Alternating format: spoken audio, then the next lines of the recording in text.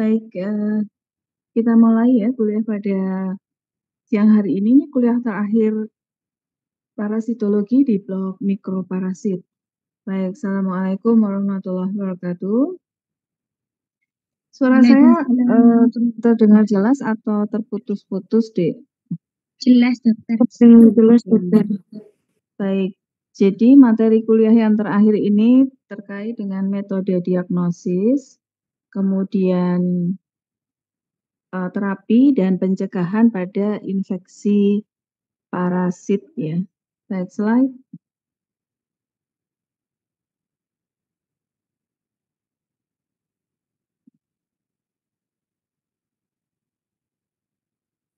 Ya, jadi di metode diagnosis itu untuk memeriksa, jadi kan pada penyakit yang disebabkan oleh parasit, itu kita ketika mendiagnosanya, yang pertama adalah melakukan anamnesis ya. Melakukan anamnesis itu untuk menggali menggali dari pasien ya, dari riwayat penyakit sekarang, dahulu, dan kemudian riwayat penyakit keluarga, kebiasaan, dan sebagainya. Nah, setelah dilakukan anamnesis, baru dilakukan pemeriksaan fisik gitu ya. Dan untuk memastikan bahwa kita akan mendiagnosis diagnosis untuk penyakit parasit tersebut, maka diperlukan suatu pemeriksaan penunjang ya. Itu namanya pemeriksaan penunjang, yaitu metode diagnostiknya. Nah, pada penyakit infeksi karena parasit itu metode diagnostik untuk menegakkan diagnosis kerja itu bisa dari pemeriksaan feses ya. Yang kedua dari pemeriksaan urin, ketiga pemeriksaan sputum. Sputum itu ini ya, riak itu ya, dari pasien yang batuk kemudian riaknya itu ya diambil. Terus pemeriksaan biopsi, biopsi itu kalau misalnya ada benjolan gitu, terus kita pengen tahu ini benjolannya disebabkan oleh apa ya, maka kemudian dilakukan biopsi dengan menusukkan jarum, terus diambil gitu ya, jaringan atau selnya kecil, kemudian diperiksa patologi anatominya ya, diberi pewarnaan, terus dilihat selnya apakah selnya ini sel yang menunjukkan keganasan atau adanya infeksi atau yang lain-lainnya ya. Kemudian pemeriksaan enterotes dan sigmoidoskopi. Pemeriksaan enterotes dan sigmoidoskopi ini dilakukan kalau pemeriksaan yang paling sederhana, misalnya feses, urin, itu tidak menunjukkan hasil yang meyakinkan gitu ya. Jadi nggak positif ketemu gitu ya, maka memang pada akhirnya harus dilakukan pemeriksaan dengan metode diagnostik yang lebih advance ya. Kemudian pemeriksaan urogenital spesimen ini karena ada parasit yang habitatnya di urogenital seperti Trichomonas vaginalis ya, itu kan habitatnya di genitalia wanita dan juga bisa ditularkan ke genitalia pria. Nah, itu transmisinya melalui sexual intercourse ya. Jadi spesimennya diambil dari discharge-nya. Jadi dari apa itu discharge ya? Dari floor albusnya ya. Dari kalau wanita kan biasanya ada floor albusnya itu diambil kemudian diperiksa di bawah mikroskop di objek kelas ya. Tentu saja dengan biasanya dengan KUH atau pewarnaan yang lain. Pemeriksaan kultur itu juga kalau untuk melihat apakah terjadi resistensi obat gitu ya. Juga untuk mengetahui secara pasti gitu penyebab dari parasitnya. Kemudian pemeriksaan imunologi itu terkait dengan reaksi antigen antibodi dan pemeriksaan molekuler itu untuk mengetahui DNA-nya. Jadi pemeriksaannya itu dari yang mulai sederhana sampai yang agak advance ya, tergantung dari apakah sudah ditemukan dengan pemeriksaan yang sederhana atau tidak. Gitu ya. Nah, sekarang kita masuk ke pemeriksaan tinja atau pemeriksaan feses. Slide.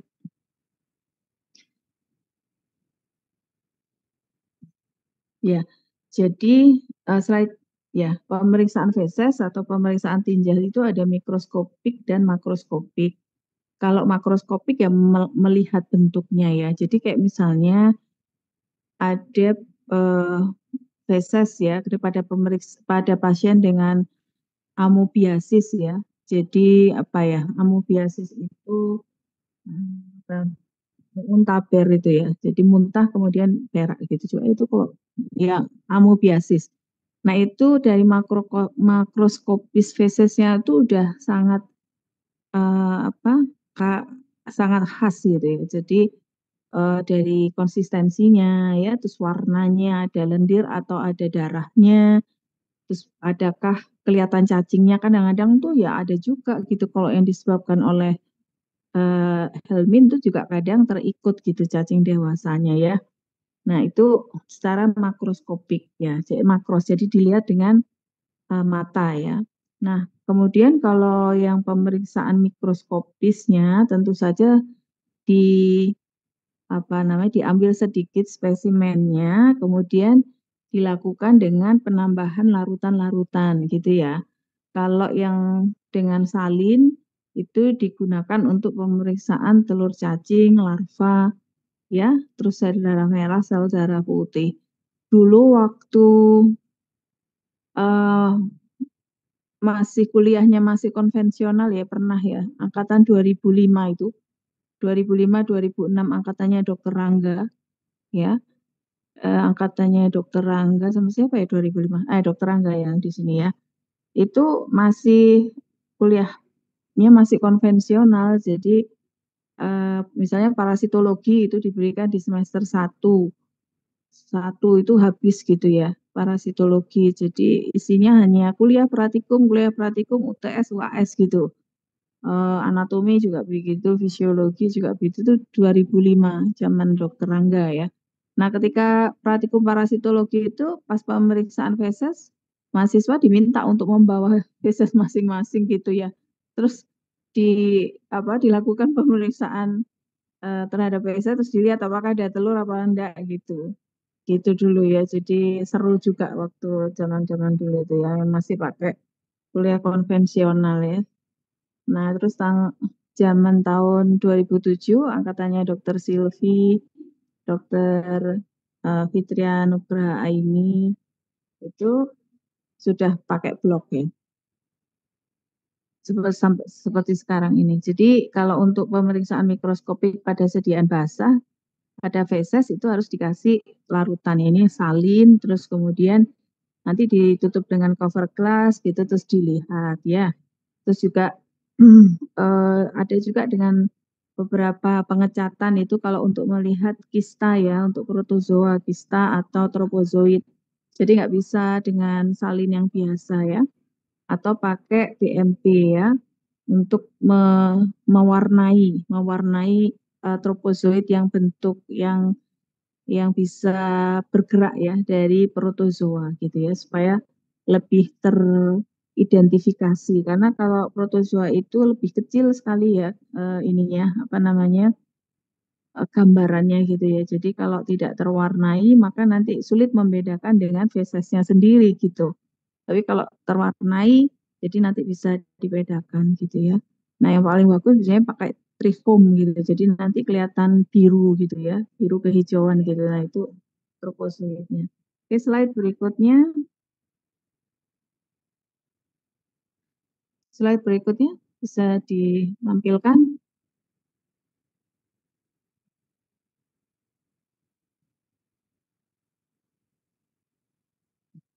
Ya, jadi ini contohnya. Jadi ini ada eh, pemeriksaan ini spesimen feses ditambah salin gitu ya. Diberi 1 tetes atau 2 tetes gitu, terus ditutup dengan cover glass gitu. Nanti akan ketemu kalau memang ada telur cacing atau ada bentuk dari kista ya atau tropozoid. Kalau pakai iodin ya ditambahkan juga nanti jumlah dari kista protozoanya itu lebih banyak, bisa diidentifikasi dibandingkan dengan pengecatan secara salin aja. Nah, ini gampang banget, hanya sudah ada larutannya, tinggal misalnya kamu ambil apa sedikit gitu ya feses itu, terus kemudian diteteskan salin 1-2 tetes gitu, terus kemudian ditutup dengan cover gelas, udah gitu aja ya. Jadi mudah ya. Oke. Terus kemudian yang selanjutnya ini ada pemeriksaan, sebenarnya bukan pemeriksaan tinja ya kalau yang selanjutnya ini. Slide berikutnya. Ini namanya Scott tape methods atau cellophane tape gitu ya. Nah, ini sebenarnya untuk memeriksa dari telur cacing yang non STH ya. Jadi cacing yang non soil transmitted helminth itu cacing, contohnya cacing kremi ini ya. Enterobius vermicularis. Kenapa dibilang cacing kremi ya? Karena bentuknya seperti ini, seperti serutan kelapa itu ya. Nah, ini mudah kalau mau mengidentifikasi. Jadi biasanya pada anak-anak kecil ya, anak kecil gitu. Nah, terus dia suka rewel malam hari gitu ya.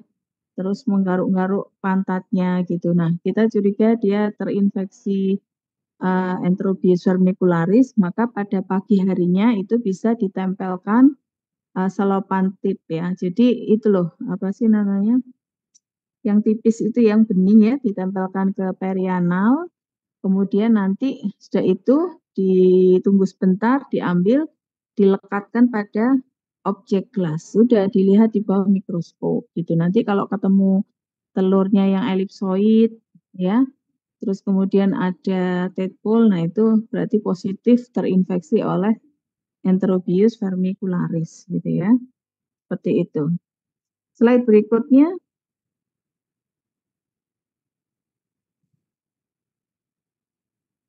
Ya, ini ada kultur tapi kultur feses ya. Tidak digunakan secara rutin sebagai pemeriksaan penunjang untuk diagnosis, tapi khusus untuk identifikasi spesies ya. Jadi kayak misalnya penyakit cacing tambang itu kan disebabkan oleh 2 spesies, yaitu Necator dan Ankylos. Nah, untuk membedakan itu terkadang kan sangat sulit ya, maka dilakukan kultur ya dari feses itu untuk memastikan gitu ya. Terus kemudian juga ada Harada Mori filter paper strip culture ya. Jadi ini untuk mendeteksi infeksi ringan yang disebabkan oleh cacing tambang dan juga oleh trichuris ya, gitu. Cuman ini sebenarnya kelihatannya agak mudah ya. Jadi ada paper stripnya yang nanti diletakkan di apa itu di tabung sentrifuge, terus dikasih air ya.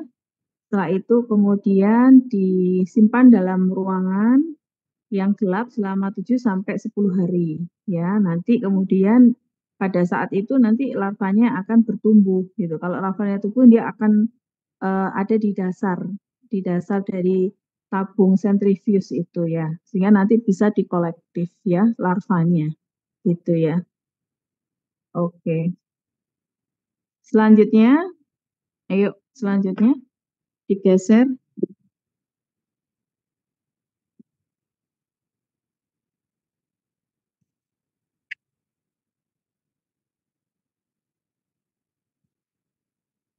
Selanjutnya adalah pemeriksaan darah ya.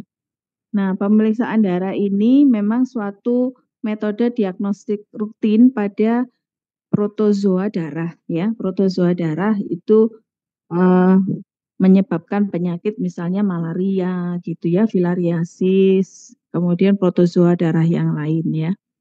Nah, ini memang standar untuk metode diagnosisnya.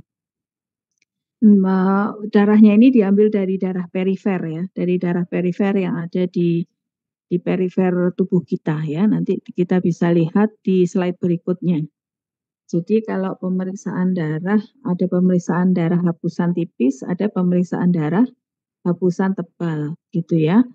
Kalau sediaan darah tipis itu dari ujung apa itu, ujung jari kita itu yang akan diambil apa namanya, dibersihkan dengan kapas alkohol ya. Kemudian nanti dipijat ya di apa, diskus gitu, kemudian ditusuk ya. Setelah itu ditusuk kemudian diteteskan pada ini, pada objek gelas yang sudah di slide berikutnya, diteteskan pada objek gelas, ya ada 3 titik gitu ya. Terus kemudian ngambil objek gelas yang lain, terus digeserkan gitu ya. Jadi ada gambarnya itu. Jadi tetesannya itu kemudian dengan objek gelas yang lain dengan sudut 45 derajat digeser gitu sehingga nanti bisa timbul gambar yang nomor 13 itu ya. Sama tetes tebal itu agak tebel ininya tetesan darahnya gitu. Nanti kalian praktikum ini di kelas 3 ya, di blok patologi hematoimun gitu. Yuk slide berikutnya, ini adalah hasilnya ya.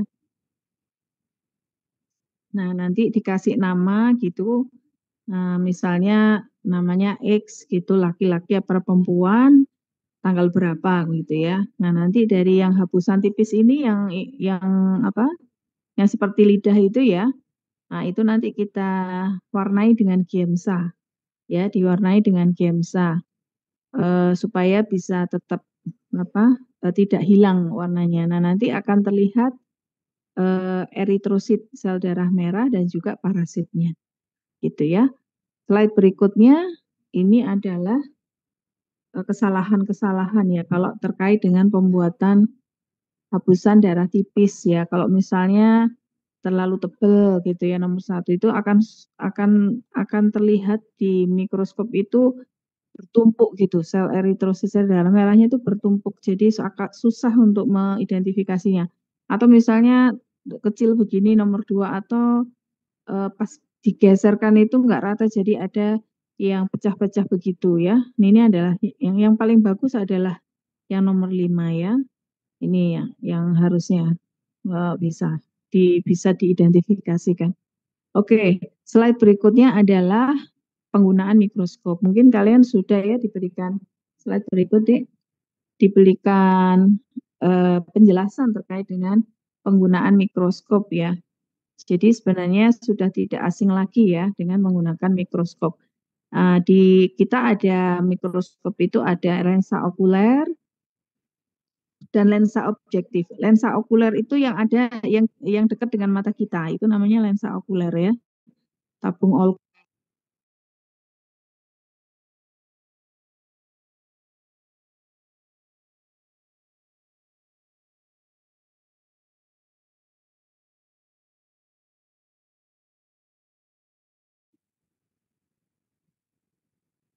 ya, yang ini Dek, di slide sebelumnya Dek, yang mikroskop. Mikroskop. Ya, gitu ya. Jadi yang penting tuh di mikroskop ini yang harus kalian tahu ini ada lensa okuler yang dekat dengan mata kita. Kemudian kalau lensa objektif itu yang di objek kelas ya. Nah, di lensa objektif ini ada bermacam-macam, ada pembesaran 4, 10, kemudian 40 dan 100 gitu ya. Jadi kalau dibilang pembesaran 40 itu artinya lensa objektifnya 4, okulernya 10 gitu ya. Nah, ini yang diubah-ubah ini adalah lensa objektif ya. Nah, kemudian ada namanya mikrometer. Mikrometer itu untuk memfokuskan objek ya, memfokuskan objek. Jadi seperti itu, ini yang harus kamu perhatikan ya. Kalau dulu pakai mikroskop dengan cahaya matahari ya, jadi kita harus nyari-nyari gitu. Kalau sekarang sudah pakai cahaya yang sudah tersedia ya, jadi nggak susah untuk kan tinggal caranya aja. Nah, terkait dengan cara penggunaan mikroskop ini yang harus diperhatikan adalah penggunaan minyak emersi. Emersi itu hanya digunakan jika kalian mau melihat preparat dengan pembesaran 1000. 1000 itu artinya objektifnya 100, okulernya 10. Yang lingkarannya warna putih kalau di mikroskop Olympus punya FK itu ya. Nah setelah selesai itu nggak boleh lagi kemudian digeser dengan yang 400 gitu, yang lingkaran biru itu nanti jadi lensa objektifnya jadi kotor ya, karena dia tidak kompatibel pakai emersi. Makanya emersi itu nggak bisa digunakan kalau misalnya digunakannya hanya 40, 100 sama 400 tuh nggak perlu MRC gitu. MRC itu hanya penggunaan perbesaran 1000 dan setelah itu harus dibersihkan. Baik dibersihkan apa namanya, objektifnya maupun preparatnya. Dulu pernah angkatan berapa saya lupa, jadi saya sudah pesan preparat itu di FKUI ya, masing-masing 5 set. Kalau nggak salah waktu itu, apa namanya, ini ya, Helmin gitu, banyak gitu. Akhirnya karena saya ingin setiap kelompok itu punya preparat sendiri-sendiri gitu. Jadi saya bagikan aja preparatnya itu ya. Nah setelah itu saya pikir, karena sudah kelas 2 waktu itu ya, kelas 2 apa kelas 1 ya, tapi saya sudah, "Oh kalian sudah tahu penggunaan mikroskop?" "Sudah," gitu katanya. Akhirnya saya bagikan. Nah ternyata untuk parasit itu yang kayak telur gitu ya, larva itu kan nggak butuh sampai 1000 gitu, ya. Ternyata banyak dari mahasiswa itu yang nggak tahu penggunaannya, akhirnya, dibikin 1000, akhirnya pecah semua, ya.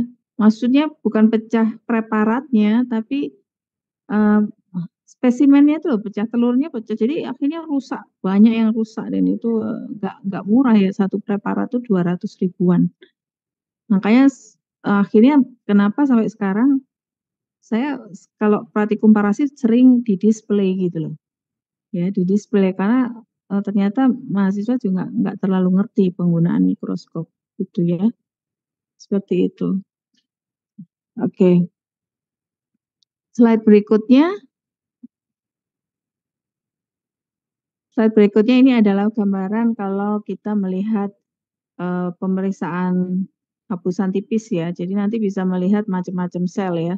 Sel trombosit, eritrosit, leukosit, dengan macam-macamnya gitu. Yang paling banyak kan jenis dari leukosit ya.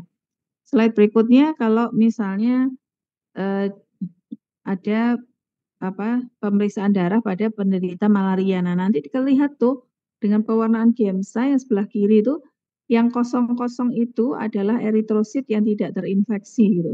Kalau kalian ingat, siklus hidup Plasmodium kan ada di manusia ya. Sama nyamuk anopheles. Nah, ketika di manusia, ketika sudah menginfeksi sel hepar, kemudian kan pecah, kemudian menginfeksi sel eritrosit. Nah, sel eritrosit yang terinfeksi ini yang ini, di dalamnya ada kayak cincin-cincin ini, bentuknya seperti cincin, makanya dinamakan, tropozoid ring gitu ya. Jadi bentuk cincin pada stadium tropozoid. Nah, ini yang sudah terinfeksi seperti ini nih, di dalamnya kayak bentuk cincin, tapi kalau yang normal yang kosong-kosong ini, gitu, ya. Nah, nanti lama-lama yang digambar, eee, sebelah kanan itu eritrositnya itu lama-lama banyak tuh, dan tropozoid ini masih belum matang, kalau sudah matang tropozoid matur, nah ini akhirnya banyak nih, titik-titik yang sebelah kiri ya. Nah, itu titik-titik itu namanya, bentuk sison. Nah, di dalamnya titik-titik itu namanya merozoit. Nanti kalau terlalu banyak akhirnya pecah eritrositnya, merozoitnya ini akhirnya menginfeksi sel eritrosit yang lain.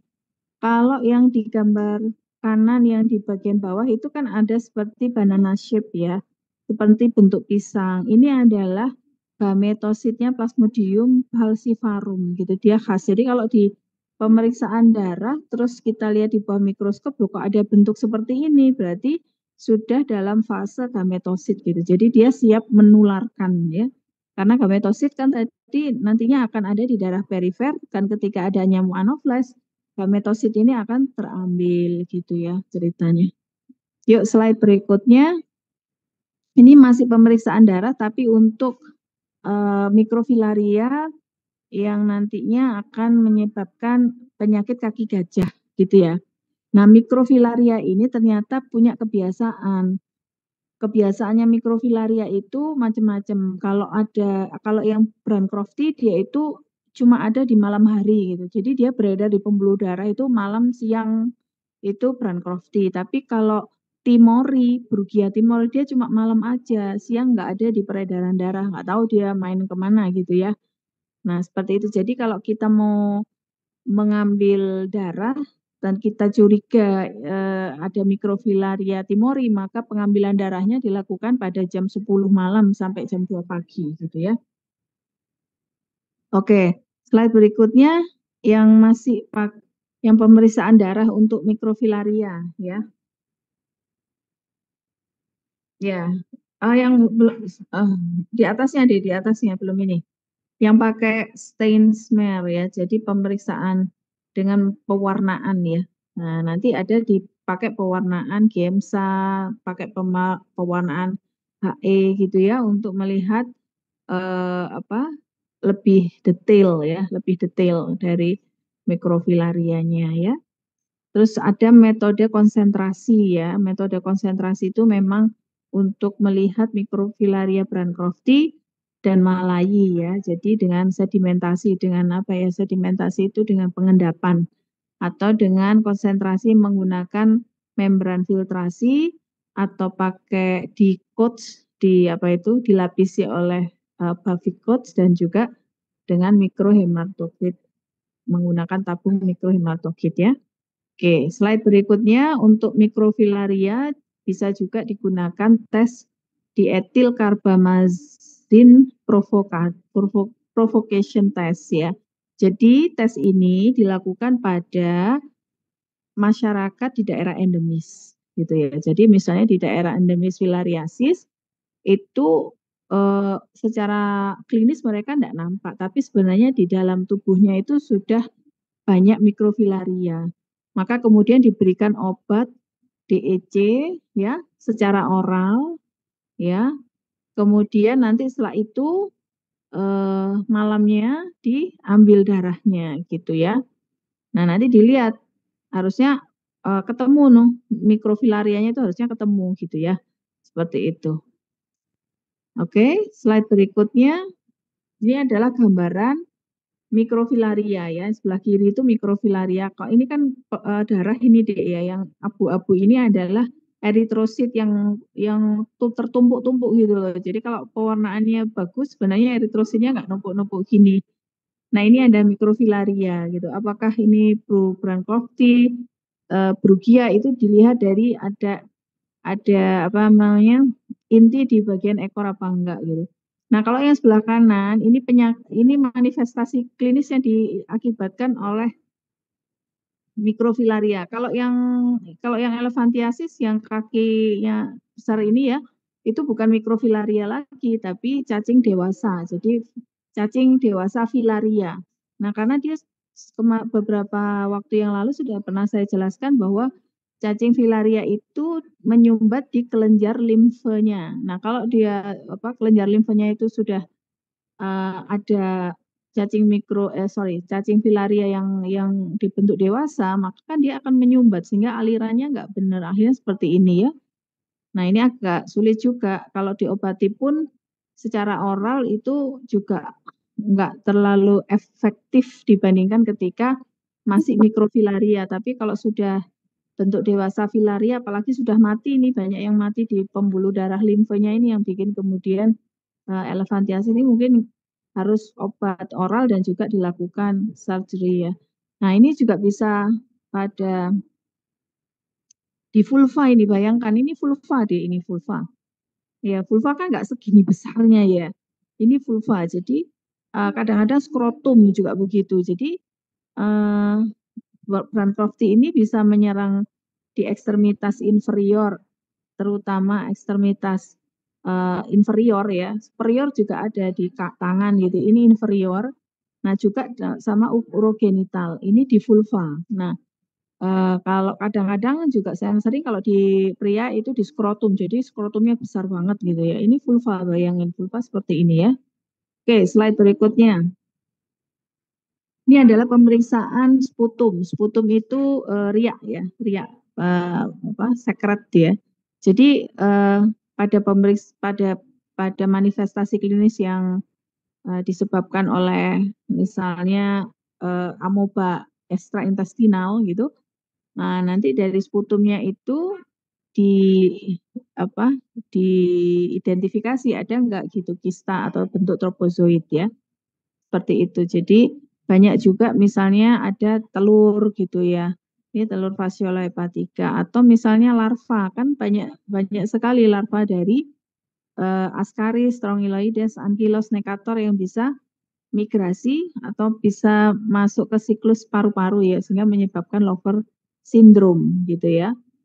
Seperti itu. Kemudian juga selanjutnya pemeriksaan urin ya atau cairan tubuh gitu. Nah, ini biasanya pada kasus pasien yang terinfeksi oleh cacing trematoda ya, Schistosoma hematobium. Jadi kadang urinnya warna merah gitu ya.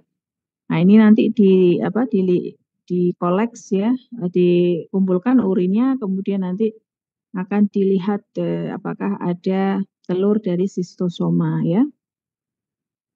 Gitu. Terus yang selanjutnya adalah biopsi jaringan ya. Ini seperti ini nih penyakit yang disebabkan oleh kala azar ya, oleh leishmaniasis. Leishmaniasis itu sebenarnya protozoa darah, tapi dia bisa menyerang di kulit juga gitu. Namanya kala azar dermal leishmaniasis seperti ini ya. Nah ini kalau nggak di biopsi nggak tahu itu apakah disebabkan oleh apa? Apakah disebabkan oleh jamur, bakteri, virus, atau parasit? Ternyata disebabkan oleh parasit gitu ya. Ini gambarannya Leishman-Donovan bodies ya. Jadi kalau ada gambaran seperti ini secara mikroskopik, maka ini positif disebabkan oleh Leishmania, berarti dikasihkan obat-obatan anti protozoa, bukan antibiotik atau antifungi atau antiviral gitu ya. Ya, oke. Slide berikutnya adalah biopsi pada otot. Nah, biopsi pada otot itu bisa untuk mendeteksi larva dari cacing pita sapi, cacing pita babi yang dia bersembunyi ya di otot-otot gitu ya. Nah, karena kan penularan cacing pita babi sapi itu karena kista yang ada di serat-serat otot dari babi atau sapi yang dikonsumsi setengah matang ya, seperti begitu. Atau melihat bentuk amastigot dari Trypanosoma cruzi ya, seperti itu. Ini Trichinella spiralis kalau yang ini ya, memang tapi dia non STH ya.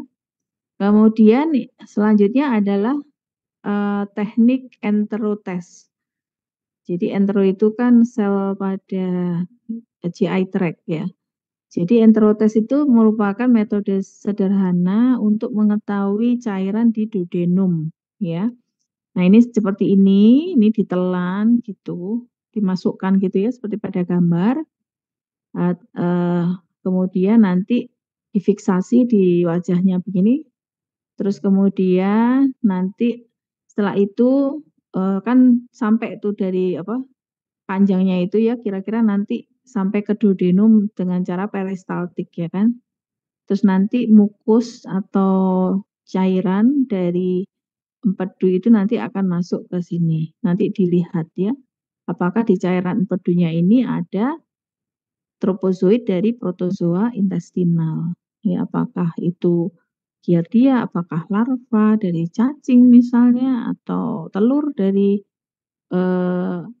trematoda gitu ya, dan sebagainya. Jadi nanti ketahuan di sini ya. Baik, slide berikutnya adalah sigmoid cospi. Sigmoid cospi ini dimasukkan melalui anus, melalui rektum ya.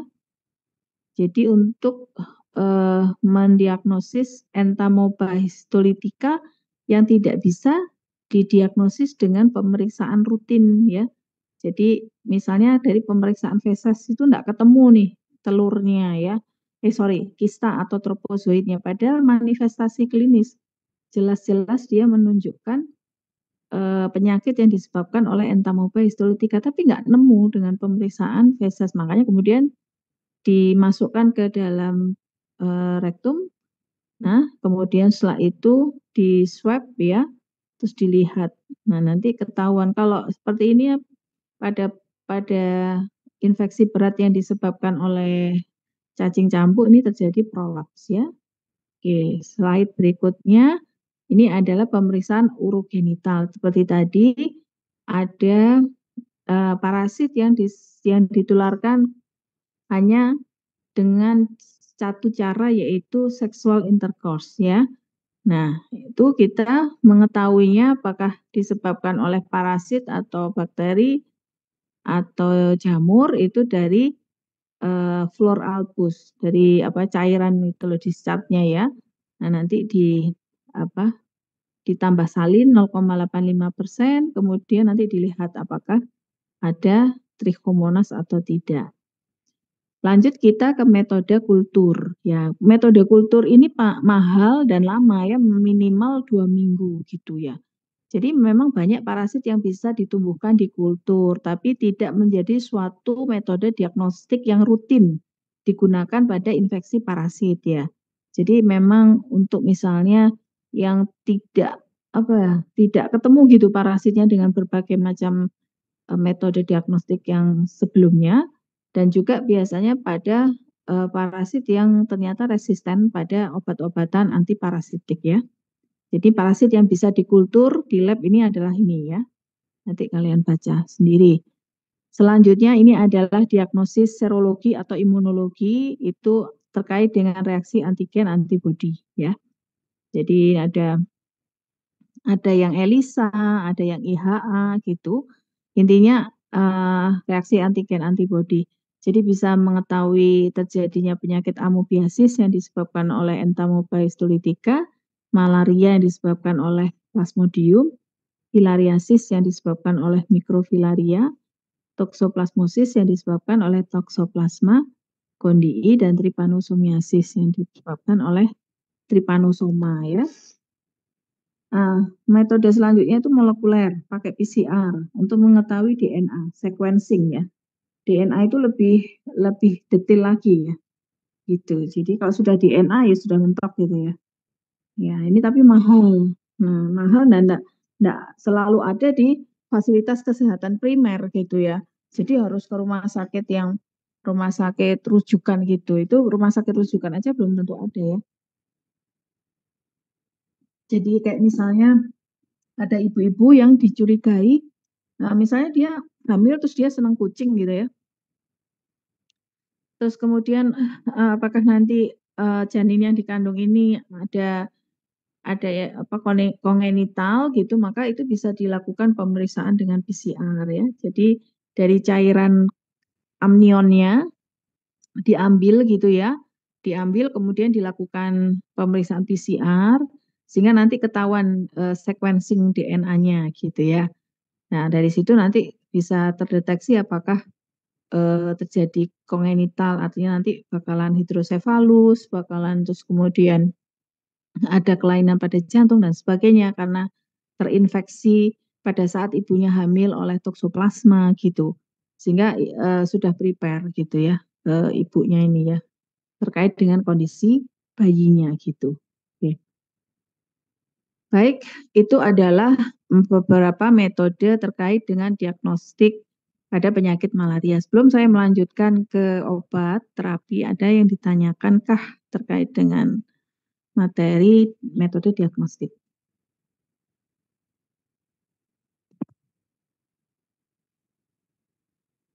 Ada pertanyaan?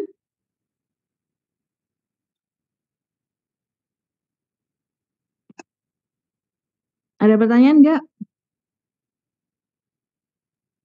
Ada. Ada apa enggak ada? Belum ada. Enggak kedengar gimana? Ada apa enggak? Belum ada. Belum ada, oke. Baik, saya lanjutkan ya.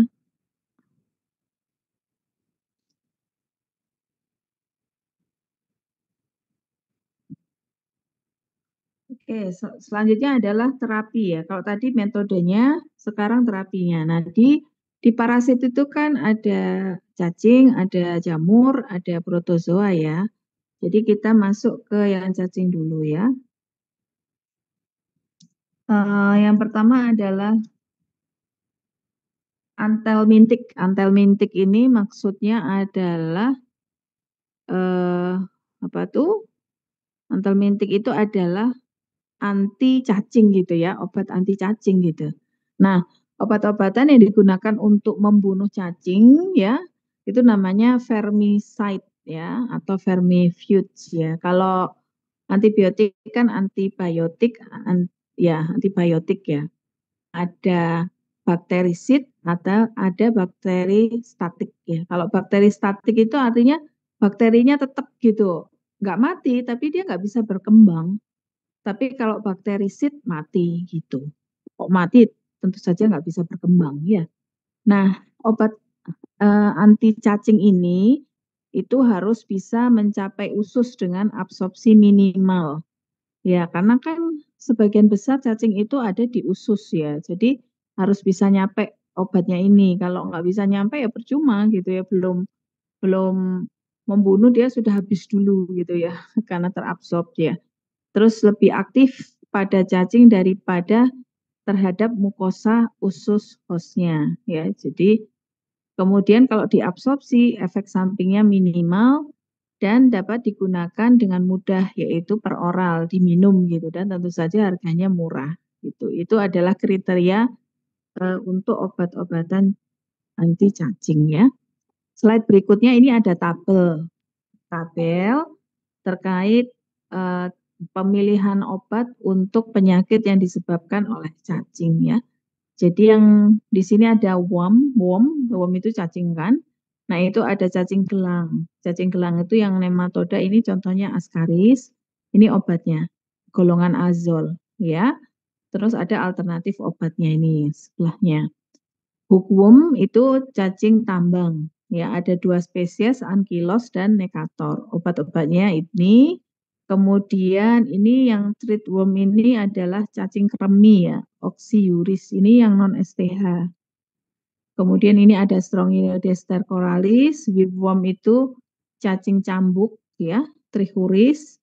Kemudian Trichinella spilaris itu yang non STH, ini filaria dan sebagainya ya. Ini ininya obat-obatannya. Yang kamu baca yang STH aja ya. Ya, yang STH aja. Oke, slide berikutnya bagaimana mekanisme kerjanya. Jadi mekanisme kerja obat anti cacing itu ada beberapa mekanisme. Yang pertama mengikat pada tubulin sehingga terjadi penghambatan pada protein mikrotubulernya. Nah, kalau berkurang, maka kemudian dia tidak dapat uptake glukosa, gitu ya. Dan juga akhirnya terjadi kekurangan glikogen, maka nanti jadi lisis. Ini biasanya pada obat-obatan golongan azol, mebendazol, albendazol, gitu. Kemudian yang selanjutnya mekanisme kerja dengan menyebabkan paralisis spastik pada cacing karena menekan kolin esterase. Ya, kolin esterase. Jadi terjadi depolarisasi persisten akibatnya juga cacingnya lisis. Ini mekanisme obat dari pirantel pamuat dan juga piperazin.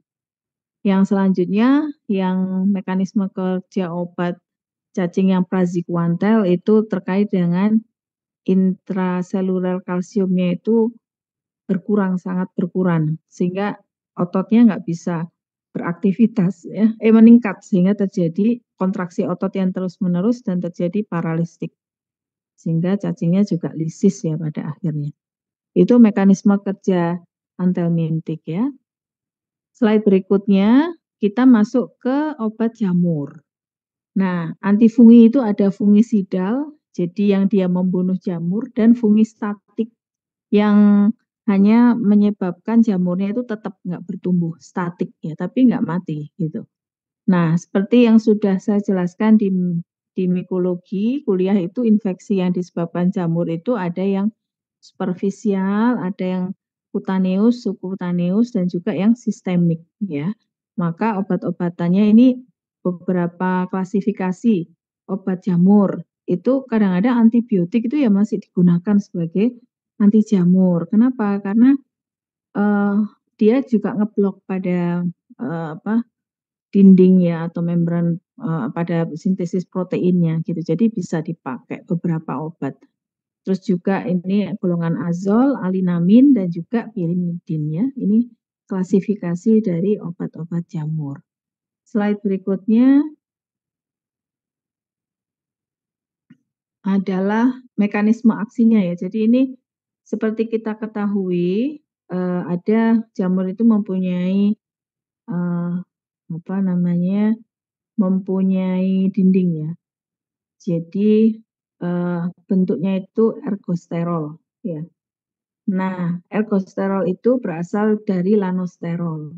Nah, kalau yang obat-obatan golongan azol, maka dia akan menghambat proses perubahan lanosterol menjadi ergosterol. Sehingga kalau dihambat kan nggak terbentuk ergosterolnya. Kalau ergosterolnya nggak terbentuk, maka kan dindingnya kan jadi lemah.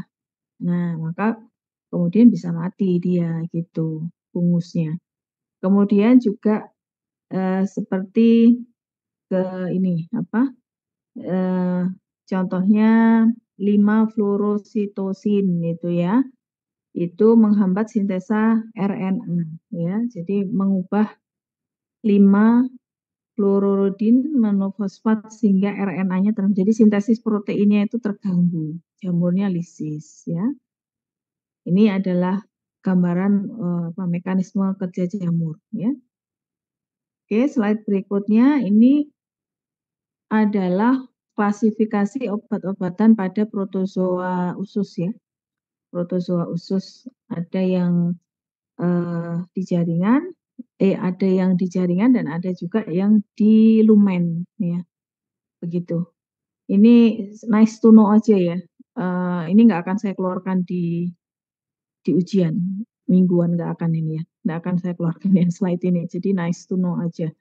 Oke, slide berikutnya ini adalah obat-obatan pada protozoa darah ya. Ini obat-obatan malaria. Jadi ini adalah siklus hidup malaria. Jadi obat-obatannya itu ada yang bersifat yang infektif terhadap gametosit ya. Ya, jadi kan tadi kalau kalian mengikuti gametosit itu ada di darah perifer yang akan diambil oleh nyamuk ketika nyamuknya menghisap darah ya. Kalau dikasih obat-obatan anti gametosit, maka kan gametositnya mati. Sehingga nyamuk anofles ketika menghisap darah maka ya nggak terambil ini. Kalau terambil pun mati gitu loh. Kalau mati kan di tubuh nyamuk anofles ya nggak akan terjadi apa-apa, dia mati. Tapi kalau nggak mati kan bisa terjadi makrogamet, mikrogamet, oosit, ya kan? Ookinet dan terakhir sporozoid yang nanti akan diinjeksikan kembali gitu loh. Jadi di-cut di sini. Ini obat-obatan yang anti gametosit. Contohnya primaquine gitu ya.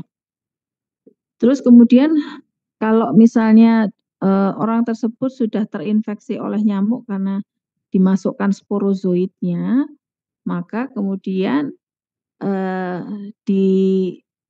dihambat ketika pembentukan di hepatosit, bukan pembentukan, ketika infeksi di sel hepatosit karena setelah sporozoid masuk dia akan ke siklus hepatocycle ya. Nah, itu dikasih obat-obatan terhadap yang eksoeritrositik sehingga kemudian tidak berkembang. Ya, tidak bisa menginfeksi sel hepar. Nah, kalau nggak bisa ya sudah selesai kan, sudah di sini siklusnya udah nggak akan kemana-mana lagi gitu. Kalau misalnya ternyata dia di siklus hepar ini dia ternyata lolos gitu ya, lolos sehingga kemudian dia menginfeksi sel darah merah. Maka ada obat untuk menghambat di erythrocytic form ya supaya nggak jadi banyak eritrosit yang terinfeksi gitu loh. Jadi kasih obat-obatan untuk erythrocytic form yang blood ya sehingga nggak berkembang gitu ya. Jadi makanya penemuan obat-obatan itu didasarkan pada kemampuan memahami siklus hidupnya. Siklus hidup misalnya penyebabnya ya. Kalau plasmodium ya dilihat, oh iya siklus hidupnya sih, oh di-cut di sini, di-cut di sini, di-cut di sini gitu. Sehingga efektif. Jadi penemuan obat itu berdasarkan itu ya. Kalau nggak ngerti siklusnya ya nggak akan bisa ngekat gitu. Gimana mau ngekat di mananya gitu kan. Jadi nggak, nanti obatnya ketemu tapi nggak efektif ya. Oke, slide berikutnya ini malaria falciparum ya. Ini nice to know aja. Nice to know aja ya. Nggak akan keluar di ujian. Oke, itu terkait dengan obat-obatan. Apakah ada yang ditanyakan sebelum saya melanjutkan ke pencegahan? Ya, topik yang terakhir, yang pencegahan penyakit infeksi parasit.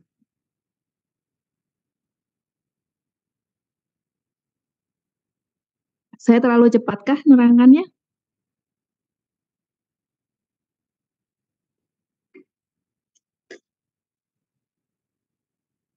Gimana? Ada yang ditanyakan?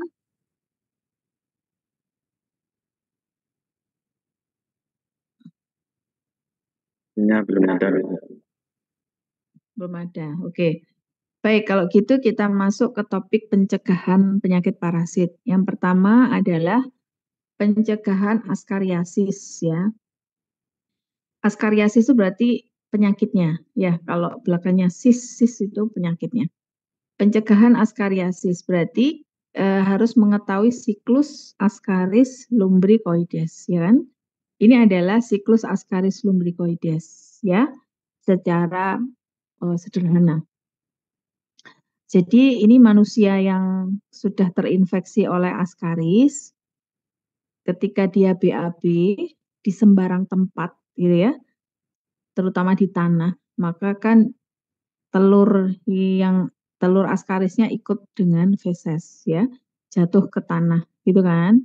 Terus kemudian di tanah dia matang sampai menjadi telur yang matang mengandung embrio tertelan menjadi larva menembus mukosa, larva sampai ke traktus respiratorius, dibatukkan, tertelan bersama sekutu masuk ke usus kan begitu.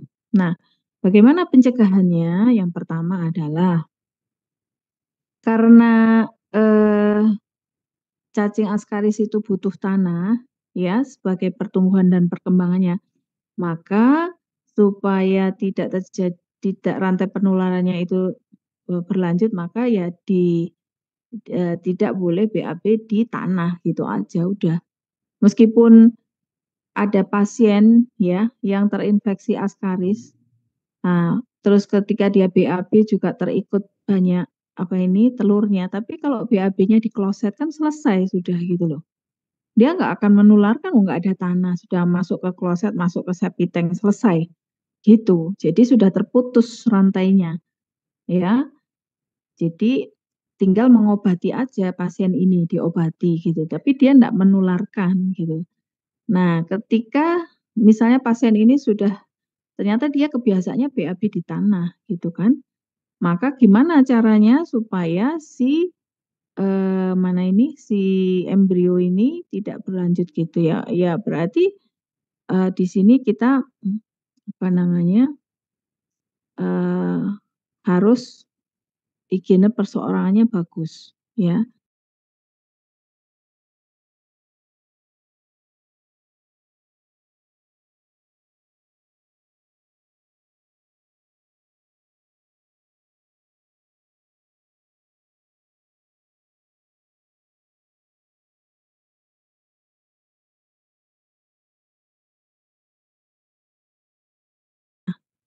Begitu ya pencegahannya ya. Jadi dengan edukasi dan juga higienis perseorangan dan masyarakat. Slide berikutnya trichuris ya, ini cacing penyakit trichuriasis yang disebabkan cacing Trichuris trichiura sama. Jadi yang saya kasih kasih bom merah ya. Ini adalah cara mencegahnya ya.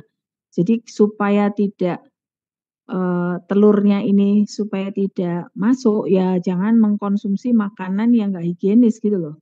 Ya.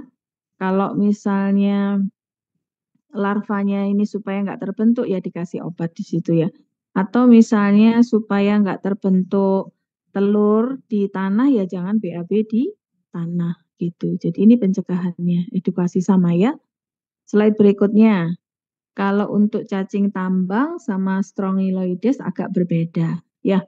Jadi kalau pada cacing tambang itu port entry-nya, cara penularannya dengan larva filariform ini menembus kaki ya, menembus bukan kaki ya, menembus kulit superficial di kaki gitu.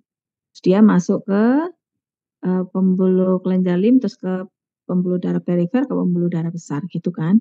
Nah, supaya tidak terinfeksi oleh filariform ini ya harus menggunakan alas kaki supaya dia nggak bisa nembus. Kalau seseorang petani yang kerja di sawah ya atau perkebunan yang tanahnya gembur begitu, ya biasanya kan males ya pakai sendal gitu ya ketika menggarap sawah gitu ya. Maka kemudian ya resiko terjadi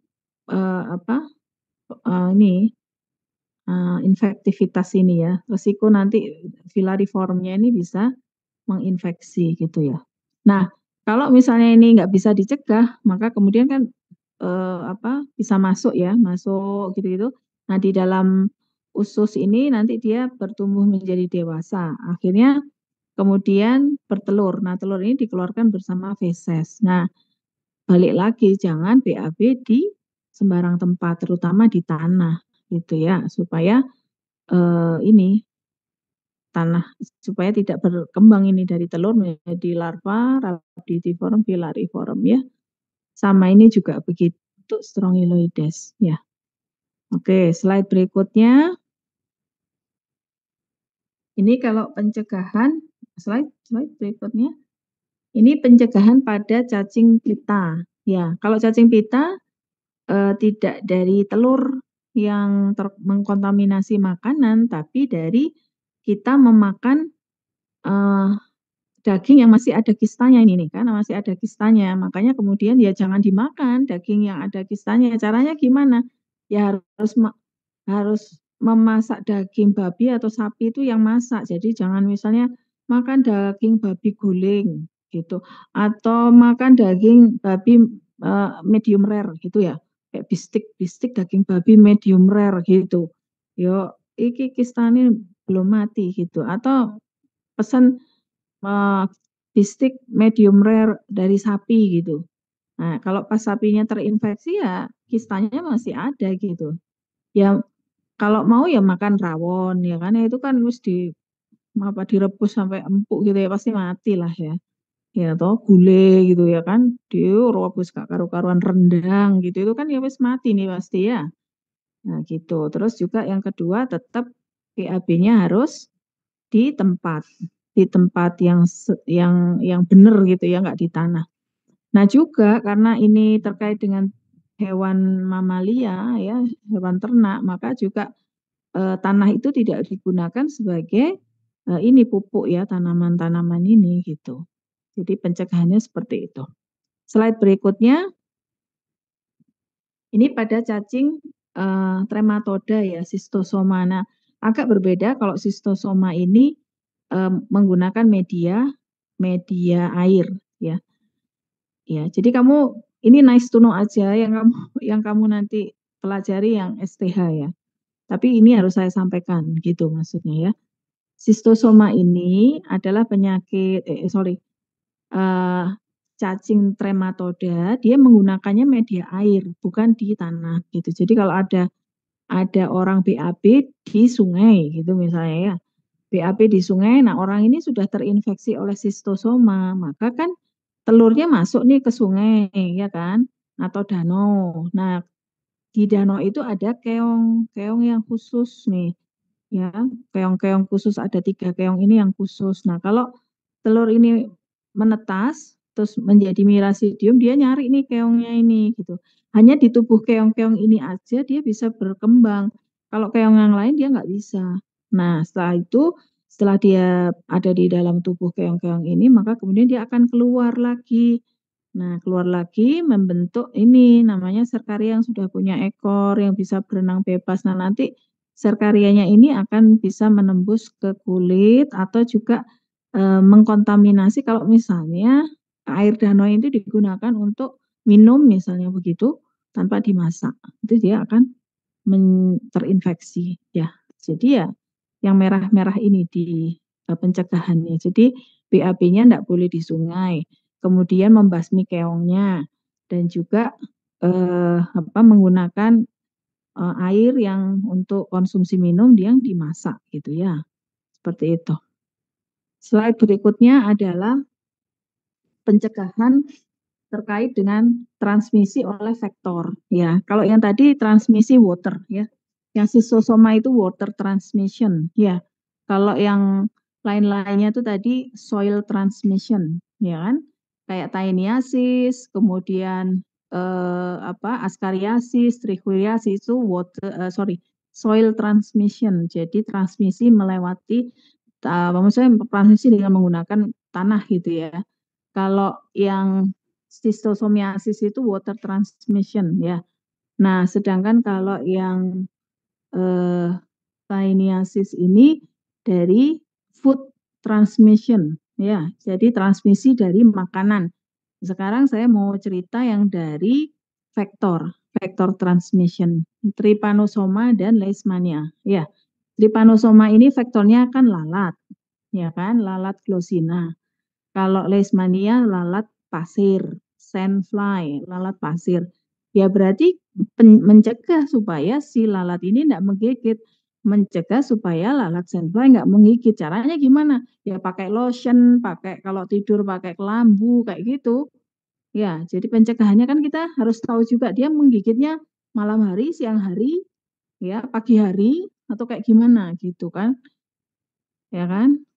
Kita harus tahu dia kebiasaannya menggigitnya. Terus kalau enggak ini ya pakai lotion yang untuk nyamuk atau lalat ya, sehingga kemudian dia enggak menggigit atau tidur pakai kelambu gitu ya. Jadi orang zaman dahulu itu nenek-nenek kita itu sebenarnya pakai kelambu itu sudah memikirkan ya untuk pencegahan ya. Nah, kalau yang sekarang kan modern enggak ada ya kelambu-kelambu gitu ya. Ya makanya masih banyak dari ini. Kalau dulu zaman dulu kan ada tempat tidur yang memang bentuknya jadi awkward gitu ya, tapi ya terlindungi gitu. Jadi nggak digigit nyamuk gitu, aman gitu ya. Nah, seperti itu kalau vektor ya supaya nggak tergigit aja. Nah, kalau misalnya sudah terinfeksi, maka kemudian bagaimana caranya supaya tidak menularkan, maksudnya supaya nyamuk tidak ini ya di pencegahannya ya diobatin orangnya sehingga nggak sampai bentuk trypanosoma sigut ya, trimastigut ini atau bentuk infektifnya bentuknya nggak sampai ada di darah perifer kita gitu ya. Jadi ya kalau sudah teridentifikasi orangnya ya diberikan obat-obatan anti protozoa darah gitu ya. Selanjutnya ini adalah transmisi yang vertikal dari ibu ke anak ya, karena menembus barier plasenta ya. Contohnya penyakit toksoplasmosis. Bagaimana seorang ibu yang mengandung bayi tapi dia terinfeksi oleh toksoplasma. Maka kemungkinannya kan cacat nanti janinnya ya. Berarti pencegahannya gimana? Ya pertama ini kan kucing ini ya. Kucing ya. Nah, kucing yang sudah terinfeksi ini dia di fesesnya itu ada ookisnya toksoplasma. Nah, kadang terus ookis ini mengkontaminasi sayur-sayuran ya yang nah kalau kita nggak mencuci bersih ini sayur-sayuran ini terus dimakan sama ibu yang hamil ya akhirnya ookistanya ini akan berkembang di dalam tubuh si ibu, nantinya akan menyebabkan infeksi bawaan ya, infeksi bawaan pada janin yang akan dilahirkan ya. Jadi caranya ya kalau mau makan sayur-sayurnya harus pastikan bersih ya. Terus juga daging yang dimakan juga harus matang ya, karena ternyata sayur-sayuran ini juga dimakan oleh hewan ternak gitu. Ya nanti hewan ternaknya akhirnya terinfeksi juga gitu. Kalau terinfeksi ibunya makan daging setengah matang dari hewan ternak ini ya ibunya kena juga gitu ya. Nah, seperti itu. Oke. Terus yang selanjutnya adalah malaria ya, ini karena Plasmodium. Ini siklus hidupnya. Mau diceritain enggak? Mau diceritakan apa enggak?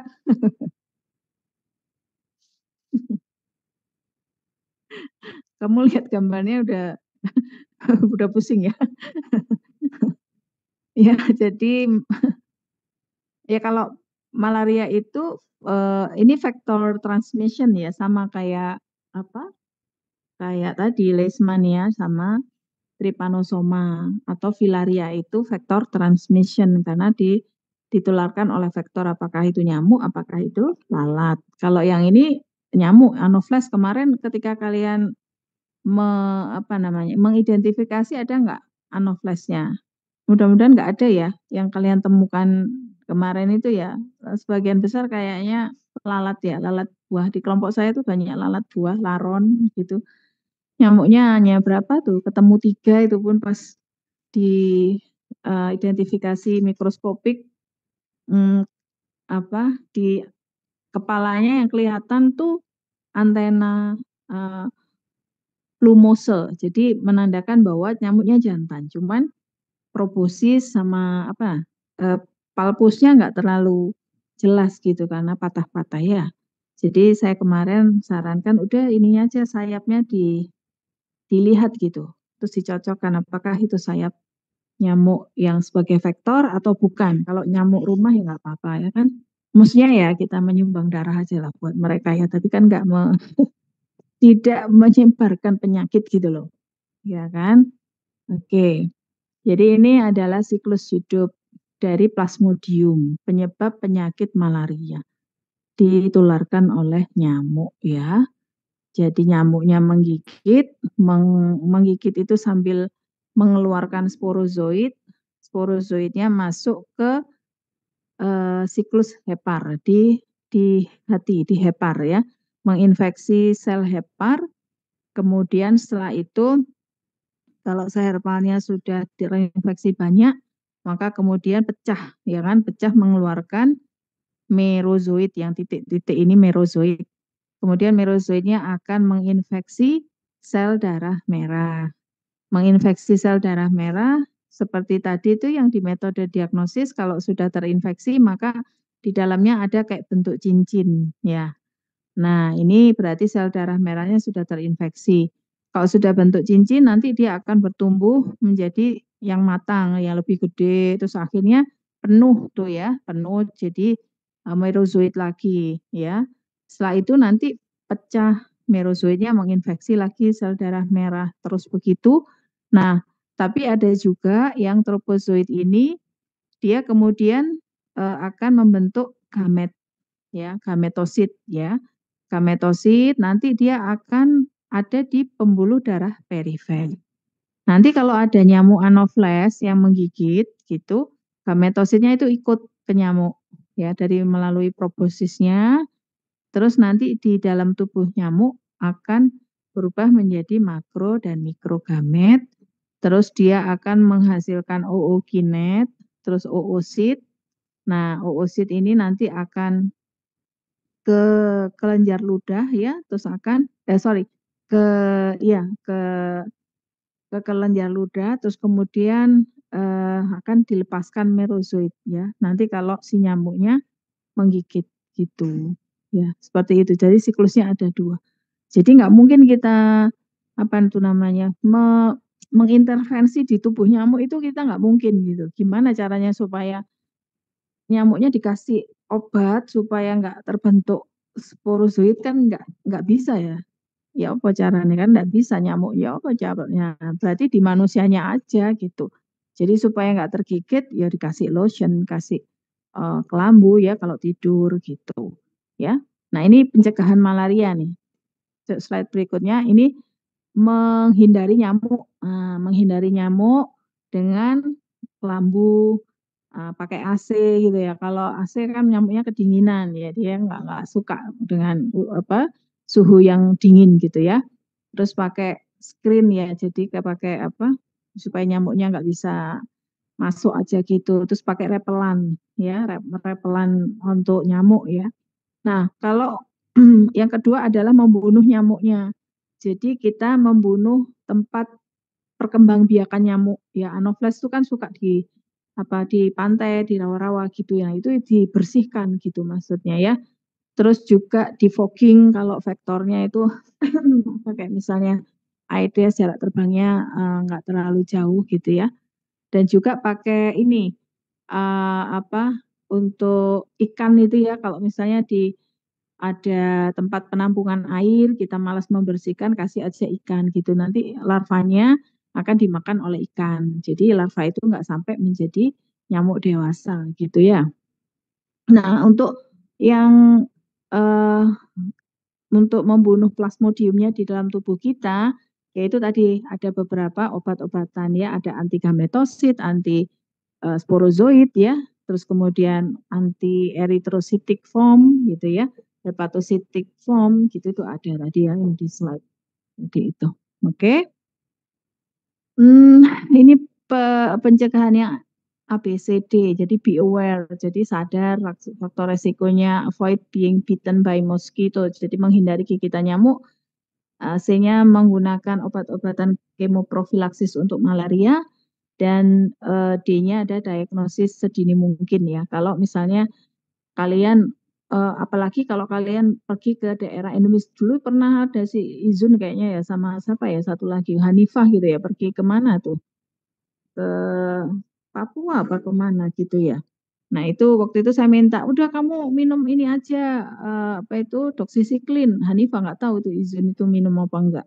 Jadi kalau di daerah endemis, kalau kalian nanti ada ada tugas dari fakultas misalnya ya, ikut apa gitu keluar pulau, terutamanya Kalimantan, Papua begitu, itu kan daerah endemis malaria. Nah, kalian harus minum obat profilaksis pencegahan. Jadi minumnya sebelum berangkat 2 hari sebelum berangkat tuh minum obat anti malaria. Nanti di sana minum terus sampai pulang 2 minggu itu minum gitu supaya dicegah, karena kalau di daerah luar Jawa itu endemis malaria dan malarianya disebabkan Plasmodium falciparum yang ganas gitu. Kalau kita nggak prepare dengan itu, maka ketika terinfeksi, ya wis wassalam gitu ya.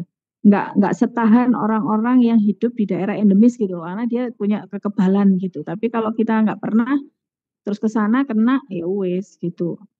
Nah, ya kan? Sama kayak kalau kamu mau ke Arab, ke Saudi Arabia mau umroh atau mau ini kan harus meningitis karena di sana endemis gitu. Jadi harus divaksin meningitis ya gitu untuk supaya kita sehat ya. Oke, slide berikutnya ini penguatan surveillance ya. Kalau misalnya terkait dengan daerah endemis ya, terus kemandirian masyarakat itu bisa kamu baca sendiri ya. Oke, ini ada apa ini ya? Oh, pencegahan yang ini ya, pencegahan pada protozoa intestinal ini ya. Ini protozoa intestinal sama ya, berarti kebersihan dari makan supaya tidak terkontaminasi sama perilakunya yang BAB itu harus benar ya, sama. Nah, kalau yang karena seksual intercourse ya jangan melakukan seksual intercourse gitu ya dengan orang yang ya eh, harus kalau di Islam kan ya suami istri gitu, lainnya nggak boleh gitu ya, itu mencegah ini juga ya. Oke, terakhir terkait dengan jamur ya. Nah, kalau jamur ini contohnya adalah Malassezia yeast ya, penyebab penyakit Taenia versicolor ya. Ternyata jamur Malassezia ini itu dia eh, mengambil nutrisi ya, eh, di daerah sebum, di lapisan lemak di kulit kita itu loh, ya. Nah, itu digunakan oleh si Malassezia ini sebagai lapisan luarnya ya, yang dan juga digunakan untuk pembentukan melanin gitu ya. Jadi kalau kita lihat dari gambar ini itu kan ada dinding apa ini. Jadi si Malaysia furfur ini ya dia bisa menyebabkan infeksi pada kulit itu karena dia mampu mengambil nutrisi nutrien ya, dan juga nutrisi ketika dia melekat pada permukaan sebum ya. Sebum itu permukaan kulit yang banyak mengandung lemak di kita dan itu digunakan untuk melapisi melapisi malassezia furfurnya itu. Dan kemudian dia juga ketika kontak dengan keratinosit atau sel-sel keratin, maka dia akan memodifikasi ekspresi dari sitokin ya sehingga kemudian dia bisa menyebabkan radiasi UV-nya ini akan merusak si sel keratinnya ini sehingga dia bisa masuk, bisa melekat, bisa berkolonisasi begitu. Ya, intinya begitu dia memodifikasi berbagai macam bisa misalnya beta endorfin ya dimodifikasi sehingga nanti akan melepaskan berbagai macam ini bukan reseptor ini berbagai macam sitokin ya. Terus nanti kemudian modifikasi ini akan digunakan untuk pembentukan dindingnya ya, dinding lemaknya gitu. Lemak formasi dinding pada yeastnya ya, seperti itu. Dan juga dia bisa menghambat bakteri dan artinya begini kalau dia sudah nempel maka dia menghambat intervensi bakteri atau protozoa gitu loh. Ya. Seperti itu. Ini mekanismenya ya. Berarti kalau begitu bagaimana cara pencegahannya ya berarti ini sebum lipid itu loh. Jadi kita ya nggak harus sering membersihkan kulit kita supaya nggak kotor ya kan. Terus nggak nggak terjadi penumpukan sebum gitu ya. Seperti itu. Sehingga ketika terjadi penumpukan sebum maka malassezia furfur ini bisa berkembang ya seperti itu.